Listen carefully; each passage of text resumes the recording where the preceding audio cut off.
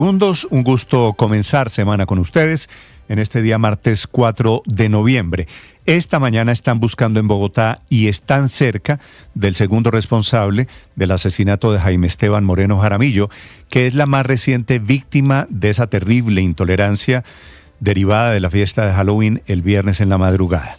El hombre al que están a punto de capturar llegó con Juan Carlos Suárez, que es el que está de disfrazado de diablo en los videos, a golpear a Juan Esteban en una calle de Chapinero, bajando la Caracas después de haber salido de Before, que es el nombre del bar en donde estaban de rumba. De ese segundo implicado hay poca información de carácter público, pero la tienen las autoridades que ya lo tienen identificado, aunque no ha sido ubicado. Un juez legalizó en las últimas horas la captura de Suárez, el que iba disfrazado de diablo, que no ha querido decir ni una sola palabra de por qué golpearon a Jaime Esteban hasta causarle la muerte. Se ha acogido al derecho a guardar silencio, irá mañana otra vez ante las autoridades a una audiencia mañana miércoles en donde le van a imputar cargos y le van a anunciar a muchos años de cárcel que le esperan a este que también era estudiante de la Universidad de los Andes. Junto a ese diablo capturaron a las dos mujeres, Paola Fernández y Berta Parra, que quedaron en libertad increíblemente porque la Fiscalía consideró que no hay pruebas de que ellas hayan participado en la golpiza, aunque en uno de los videos de las cámaras de seguridad y de los vecinos se escucha a la que va de azul gritando para que atacaran, diciendo que es él, para que atacaran a Jaime Esteban. Ya le vamos a contar de las hipótesis. Jaime Esteban era descrito como un muchacho tímido, reservado, jugador de ajedrez, que aparentemente tuvo algún problema dentro de la discoteca de Before con los implicados. Tienen la pelea y la siguen después. Cuando él salió, habían pasado ya 2 cuadras y habían atravesado la avenida Caracas, que queda en Chapinero, en Bogotá. Jaime Esteban tenía apenas 20 años, estudiante de Ingeniería de Sistemas en la Universidad de los Andes, y el otro, el asesino, también estudiante de la Universidad de los Andes, que estudiaba a pesar de estar en el CISBEN, un muchacho de 27 años que fue disfrazado de diablo a la rumba que queda en ese Before Club, que fue el lugar en donde todo comenzó. Era la primera vez que la fiesta se hacía allí, calle 64 con 15, un restaurante o bar que terminó siendo propiedad de la congresista María del Mar Pizarro, su pareja Andrés Adolfo Solano, que es el administrador, quienes todavía tienen muchas explicaciones por dar. Asistentes a la fiesta han denunciado que hubo hacinamiento, que hubo muy mala organización, que hubo sobreventa de boletas y ninguna medida de seguridad adentro del bar. Anoche el alcalde Galán en Bogotá promete dar con los responsables de esta pelea y le promete a la familia de Jaime Esteban no dejar que el caso llegue a la impunidad. Desafortunadamente no solo es la historia de Jaime Esteban en la Universidad de los Andes, también la otra pelea fue en la Universidad Nacional, en donde murió Alejandro Barón, que era un egresado de la Facultad de Biología, que estaba dentro del campus de la Universidad Nacional. Su cuerpo fue encontrado en la madrugada del 31 de octubre, adentro en el campus de la universidad. Esta madrugada se espera el dictamen de medicina legal para saber de qué murió. Ambas peleas originadas en rumbas de Halloween.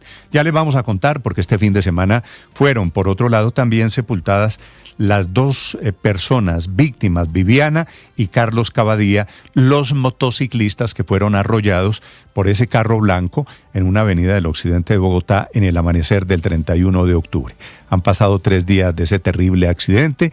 La familia exige encontrar a los responsables. Aparecieron los dueños del carro que iban en el vehículo, pero dicen ellos como pasajeros. Ahora resulta que el carro no tenía conductor. Edwin Delgado y su esposa, que habían contratado, dicen ellos, a un amigo, Rubén Romero, como conductor elegido. Ese señor gallego provocó el accidente, mató a los 2 motociclistas e hirió a otras 3 personas, después huyó del lugar. Hechos que sucedieron durante este terrible fin de semana. Ya les vamos a contar de la situación en la ciudad. En segundos también la conmemoración esta semana, pasado mañana, de los 40 años de la toma y retoma del Palacio de Justicia. Durante todo el fin de semana, el presidente Petro ha insistido en negar la responsabilidad del M-19 en ese capítulo que es tal vez uno de los más oscuros en la historia reciente de Colombia. Claro que la responsabilidad original es del M-19, pero también, y hay fallos judiciales que condenan al ejército, a las fuerzas militares y de policía por la operación de retoma y de recuperación, que fue sangrienta, fue a sangre y fuego, no tuvo ninguna consideración de derechos humanos. Pero en esa disputa por la narrativa, hoy estamos gobernados por uno de los integrantes de SM-19. La película Noviembre, que dice el presidente, fue censurada por una decisión judicial que obligó a silenciar un fragmento que relacionaba al magistrado Gaona con la guerrilla, con los agresores de ese 6 de noviembre en la toma del Palacio de Justicia. Así que van a escuchar ustedes durante todos estos días todos los testimonios de quienes aún sobreviven. Es un capítulo terrible para la historia de Colombia, una herida todavía no suficientemente cerrada. El jueves 6 de noviembre, las Cortes, la Universidad Externado, de donde eran la mayoría de los magistrados asesinados allí, rinden un homenaje, entre otras cosas, merecido, no solo por la razón que había en ese momento en la Corte Suprema de Justicia, que estaba estudiando casos de extradición, sino porque al M-19 lo financió entonces el narcotraficante, el gran jefe del terrorismo en Colombia de la época, Pablo Escobar Gaviria. De la toma y del operativo de recuperación murieron más de 100 personas, incluidos 11 magistrados de la Corte Suprema de Justicia. A todos los actos no fue invitado el presidente Gustavo Petro, que, repito, está en plan de defender el operativo, que dice fue un acto de insurrección, una genialidad militar de sus amigos del M-19 de la época. Hoy, martes, en el auditorio del Externado, hay una jornada académica, una jornada con la que comienzan los homenajes, memoria y reflexión, un asunto de todo se llama, un asunto en el que, por supuesto, habrá interpretaciones políticas. Uno de los implicados, el magistrado Manuel Gaona Cruz, que fue uno de los últimos que murió en el baño que quedaba en el mezanini entre el tercer y cuarto piso del Palacio de Justicia. Su hijo es Manuel Gaona, que se ha pronunciado sobre un trino del presidente en el que asegura que su padre fue asesinado por el ejército en la retoma del Palacio de Justicia y no por el M-19, como lo confirma la propia Comisión de la Verdad.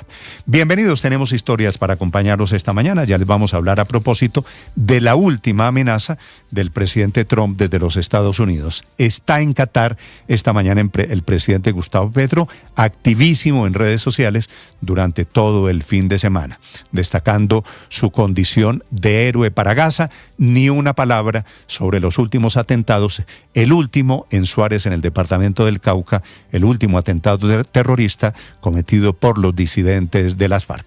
Es un gusto saludarlos, bienvenidos, 6 de la mañana, 8 minutos. Aquí estamos para desarrollar las noticias de Colombia y el mundo. Se están cumpliendo hoy 14 años del operativo militar en el que murió Alfonso Cano. 14 años de ese operativo, la operación Odiseo, con que fue abatido quien era en ese momento el máximo comandante de las FARC. Lo más importante enseguida, en el resumen que preparamos en Voces y Sonidos en Mañanas Blue. Mi hermano fue no lo único, por decirlo, porque tengo mis papás y todo, pero fue lo que más estuvo en mi vida.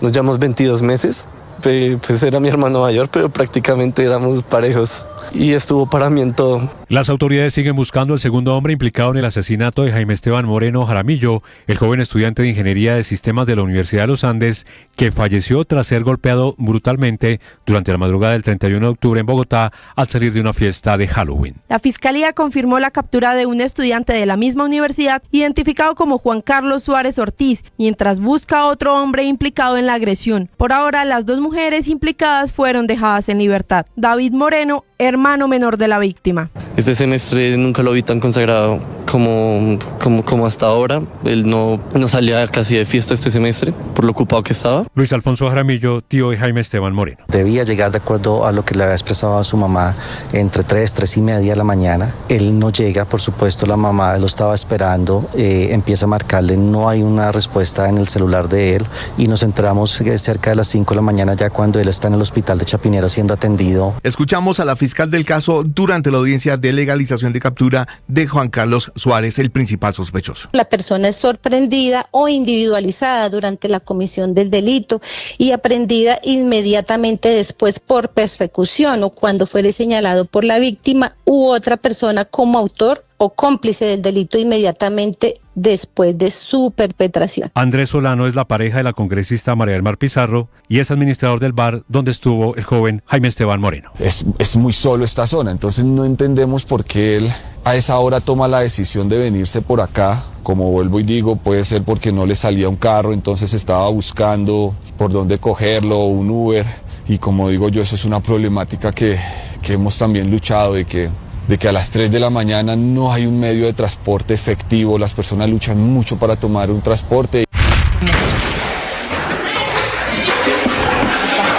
2 personas muertas y 3 heridas, entre ellas una menor de 6 años, dejó la explosión de un carrobomba en Suárez, Cauca. Varias viviendas y establecimientos comerciales resultaron afectados. El ministro de Defensa ofreció una recompensa de 200 millones de pesos por información de los autores de este atentado. César Cerón, alcalde de Suárez. Hacer un rechazo contundente a los actores armados para que nos dejen vivir tranquilos. Carolina Camargo, secretaria de Salud del Cauca. De estos hechos salen 3 heridos. Ingresan al hospital de cabecera una mujer con lesión en sus piernas, en sus brazos por esquirlas. El ministro de Defensa Pedro Sánchez rechazó el secuestro de 2 soldados en La Macarena, en el departamento del Meta, y responsabilizó a las disidencias de las FARC al mando de alias Calarcá. Aseguró que se activaron los mecanismos legales y operacionales para garantizar su retorno y llevar a los responsables ante la justicia. El presidente Gustavo Petro asistió a una entrevista en el canal Al Jazeera del Medio Oriente. El mandatario habló acerca de la guerra palestina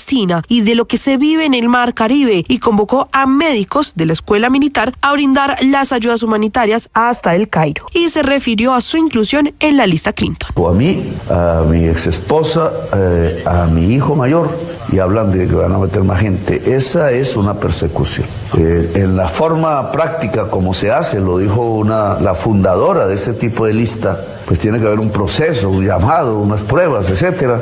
Nunca hubo tal. El presidente Gustavo Petro volvió a defenderse tras su inclusión en la lista Clinton del Departamento del Tesoro de Estados Unidos. Esa decisión ya lo ha afectado en el manejo de sus cuentas bancarias, pagos oficiales y el suministro de combustible para el avión presidencial. Según él, la verdadera molestia de Estados Unidos radica en que Colombia decidió comprar aviones nuevos Gripen a Suecia por 16 billones de pesos en lugar de aceptar los F-16 de segunda mano ofrecidos por Estados Unidos. El mandatario pidió al Reino de Suecia y a la empresa Saad pronunciarse. En medio del debate surgieron versiones sobre la primera dama Verónica Alcocer, quien estaría en Suecia, y hablando de ella, presuntamente se incluirían más nombres en la lista OFAC y aparentemente habría algunos allegados a la primera dama. Durante el mandato de Uribe, Gaviria y el Partido Liberal ejercieron oposición a su gobierno. Ahora buscan nuevamente caminos de encuentro para enfrentar a la izquierda en las elecciones. Uribe señaló que el encuentro con el jefe del Partido Liberal genera tranquilidad, ya que permite seguir dialogando con diferentes liderazgos políticos de oposición y de sectores independientes. Nosotros en el Centro Democrático hemos querido ayudar como obreros a construir una gran coalición de base democrática. Por su parte, el exgobernador de Antioquia y precandidato Sergio Fajardo aseguró desde Medellín, en respuesta a esta alianza, que su prioridad sigue siendo su propio proyecto político. Nosotros estamos siguiendo el camino que nosotros estamos siguiendo, concentrados para donde va. El ministro del Interior, Armando Benedetti, denunció que varios drones sobrevolaron su casa en Puerto Colombia entre la medianoche y las 3 de la mañana de este domingo 2 de noviembre. A través de su cuenta de X, el funcionario aseguró que ya interpuso una denuncia penal y señaló a 2 presuntos responsables de lo que considera un intento de atentado contra su vida y la de su familia. Ante esto, el ministro de Defensa, Pedro Sánchez, anunció una recompensa de 1.000 millones de pesos para quien dé información de los responsables de estos hechos.